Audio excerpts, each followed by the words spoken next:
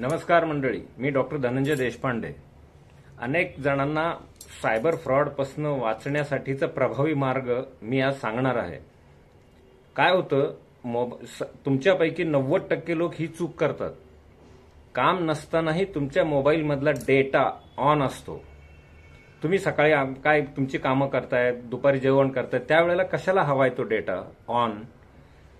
फ्रीजचा दरवाजा उघडा ठेवता आणि मग मांजर दूध पिऊन गेलं म्हणून रडण्यात काय पॉइंट आहे?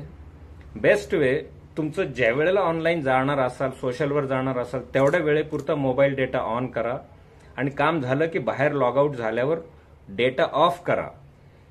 80% धोके तुमचे सगळे वाचणार आहेत. याच्यामुळं सायबर फ्रॉडचे, हॅकिंगचे, ब्लॅकमेलिंगचे सगळे धोके थांबणार आहेत. मोबाईल डेटा हा तुमच्या सुरक्षिततेचा दरवाजा आहे. तो नेहमी बंद ठेवा. सुरक्षित रहा, मजेत रहा.